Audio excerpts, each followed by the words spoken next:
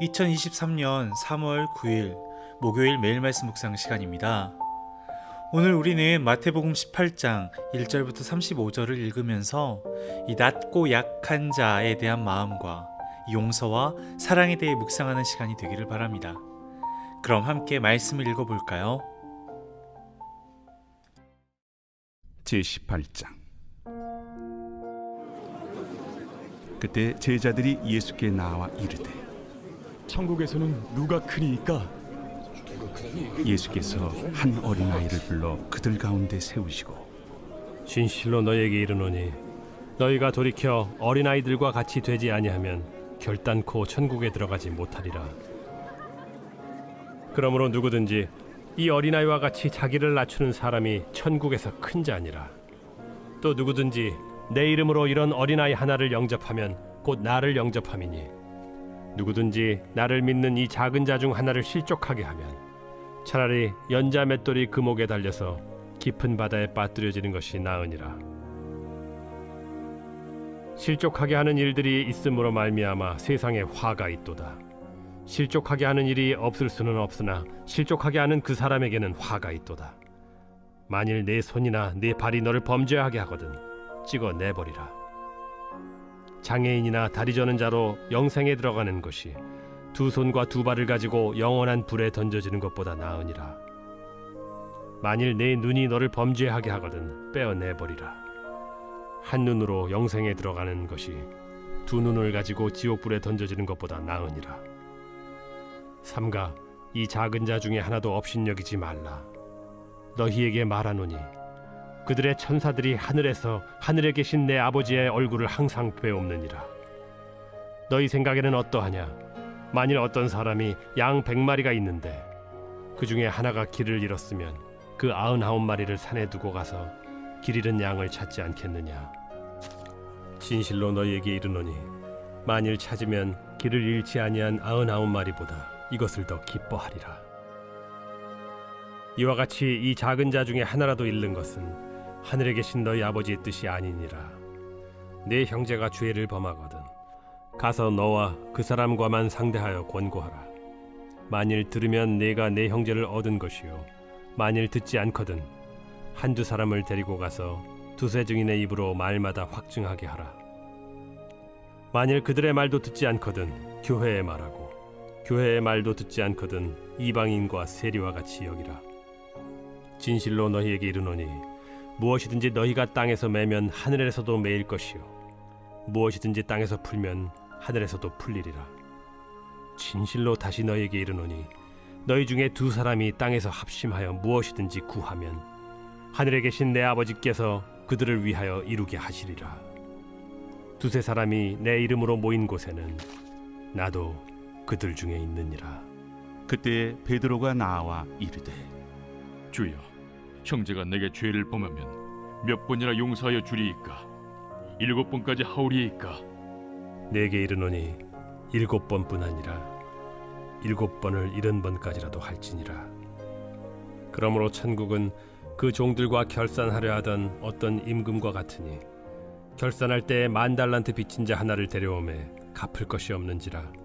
주인이 명하여 그 몸과 아내와 자식들과 모든 소유를 다 팔아 갚게 하라 하니 그 종이 엎드려 절하며 이르되 내게 참으소서 다 갚으리이다 하거늘 그 종의 주인이 불쌍히 여겨 놓아보내며 그 빚을 탕감하여 주었더니 그 종이 나가서 자기에게 100데나리온 빚진 동료 한 사람을 만나 붙들어 목을 잡고 이르되 빚을 갚으라 하매 그 동료가 엎드려 간구하여 이르되 나에게 참아주소서 갚으리이다 하되 허락하지 아니하고 이에 가서 그가 빚을 갚도록 옥에 가두거늘 그 동료들이 그것을 보고 몹시 딱하게 여겨 주인에게 가서 그 일을 다 알리니 이에 주인이 그를 불러다가 말하되 악한 종아 내가 빌기에 내가 네 빚을 전부 탕감하여 주었거늘 내가 너를 불쌍히 여김과 같이 너도 내 동료를 불쌍히 여김이 마땅하지 아니하냐 하고 주인이 노하여 그 빚을 다 갚도록 그를 옥졸들에게 넘기니라.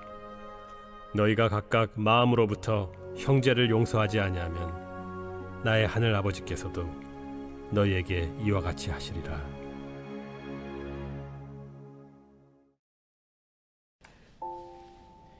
남과 비교하는 것은 우리 모두가 가지고 있는 죄 중에 하나입니다.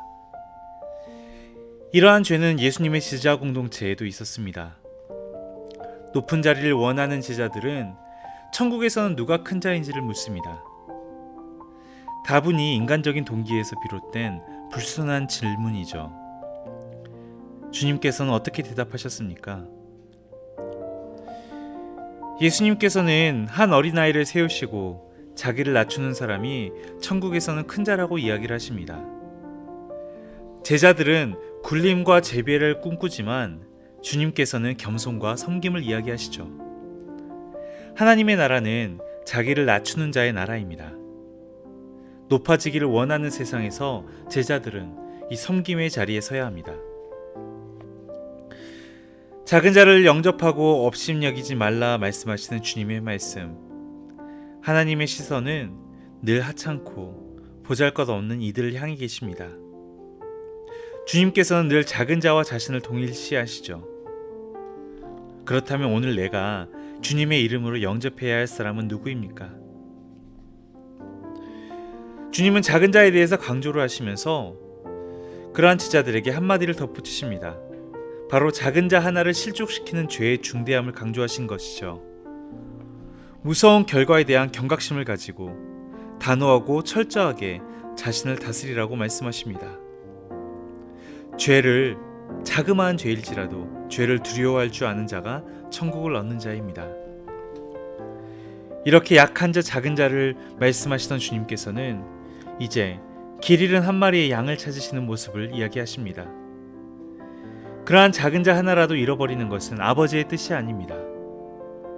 제자 공동체는 작은 자 하나라도 업신여겨서는 안 되며 관심과 사랑으로 돌보아야 합니다. 내 주변에 길을 잃고 헤매는 어린 양은 없습니까?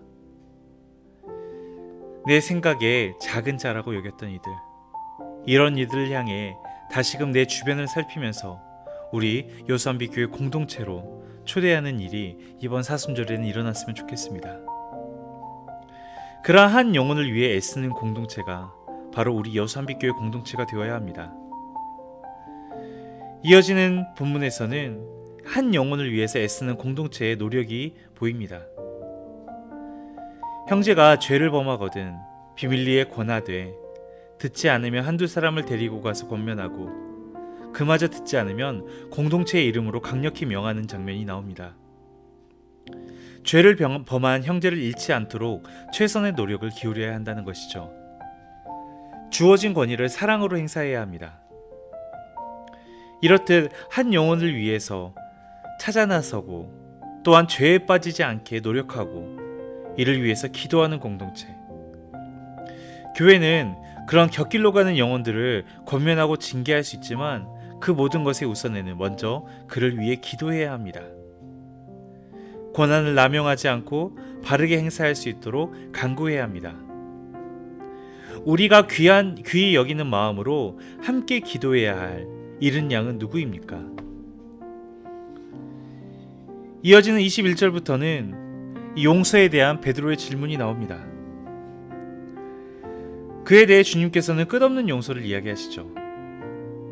우리가 이미 하나님으로부터 헤아릴 수 없는 용서를 받았기 때문에 우리 또한 타인의 허물을 용서하는 길을 갈 수가 있는 것입니다. 오늘 본문에 나오는 이 주인공은 1만 달란트의 빚을 탕감받고 나가서는 자기에게 100데나리온 빚진 자를 모질게 대합니다. 작은 빚을 탕감해주지 않음으로써 임금의 용서를 잃어버리고 맙니다. 배은망덕한 행동은 심판을 불러옵니다. 제자는 하늘 아버지를 따라 용서의 삶을 살아야 합니다. 그러나 이것은 지난 일을 덮고 과오를 외면한 채 그저 용서와 이해만을 이야기하는 무책임한 태도가 아닙니다. 용서란 이전에 우리를 분노 안에 잠식케 하게 만드는 죄악과의 결별입니다. 돌아오는 주일 이런 회개에 대한 이야기가 조금 나올 것 같은데요. 형식적이고 인위적인 용서는 잠깐의 평화를 줄 수 있지만 주님께서 이야기하신 진정한 용서는 깊은 영혼의 안식을 가져다 줍니다. 우리 모두 이번 사순절 이전의 잘못들을 뉘우치고 용서하며 이 죄악과의 이별을 선포하는 그러한 시간이 되도록 화해와 용서 그리고 사랑을 위해 기도합시다. 함께 기도하겠습니다. 주님, 높은 자리를 원하는 제자들을 넘어서 겸손히 자신을 낮추며 섬기는 자에게 천국을 허락하시는 것을 보면서 또한 지극히 약하고 밑에 있는 나약한 한 영혼을 위해서 온 공동체가 나서고 그를 위해 기도하는 걸 보면서 우리가 어떠한 모습으로 우리 주변에 있는 자들을 대해야 하는지, 또한 우리가 분별하는 것이 아니라 주님께 그 모든 판단을 맡기며 우리는 열심으로 복음을 전해야 함을 느낍니다. 이어 용서에 대해서 생각하며 나의 죄악을 용서하셨던 주님의 용서를 기억하며 우리도 우리 주변에 있는 자들을 용서하며 살아가게 도와주시옵소서. 상대방의 입장을 생각하며 먼저 회개하고 먼저 용서하는 우리 여수한빛 가족들의 삶이 되도록 도와주시옵소서. 예수 그리스도 이름으로 기도드립니다. 아멘. 기도의 시간을 이어가며 오늘 말씀을 생각하며 이 용서라는 주제를 위해서 기도합시다. 가장 먼저 우리가 함께 살아가고 있는 가족들을 생각하면서 기도합시다. 혹시 가족 간에 용서받을 일들 그리고 용서할 일들이 있다면 우리의 생각을 넘어 믿음으로 용서와 화해를 이루시는 주님을 기억하면서 우리 가족 간에 사랑이 넘치는 여수한빛교회 공동체들이 되게 해달라고 기도합시다. 이어서 두 번째로 회개를 위해서 기도합시다. 오늘 용서에 대해서 이야기하였지만 이는 미래만을 이야기하며 과오를 외면하는 것이 아닙니다. 죄악에서 돌이켜 용서를 구하는 이들이 우리가 될 수 있도록, 그리고 그 가운데 상처와 아픔 가운데 힘들어하는 이들을 주님께서 보듬어 주시고 주님 앞에 용서와 화해로 나아가는 사순절이 되도록 함께 기도합시다. 그럼 기도하겠습니다.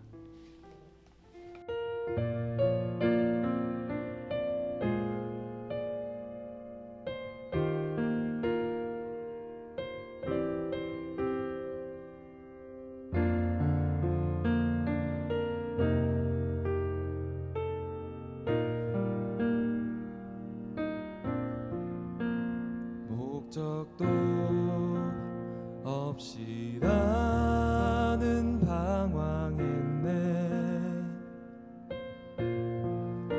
소망도 없이 살았네. 그때에 못자국 난 그 손길 나에게 새 생명 주셨네.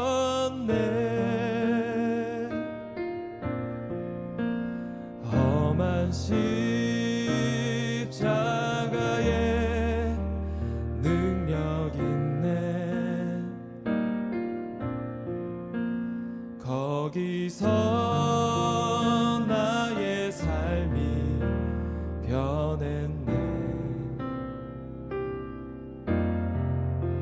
찬양하리 그 이름 영원히. 주의 십자가 능력 있네. 목적도 없이 나는 방황했네. 소망도 없이 살았네. 그때에 못자국 난 그 손길 나에게 새 생명 주셨네.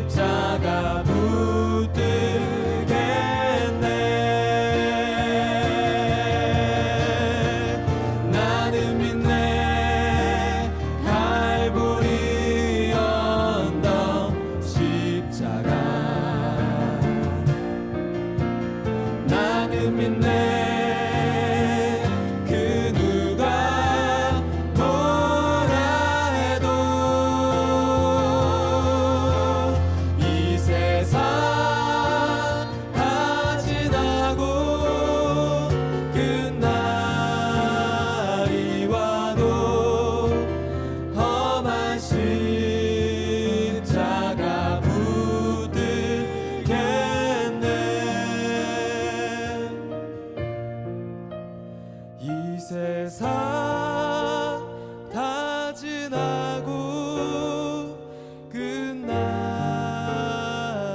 와도 험한 십자가 붙들겠네.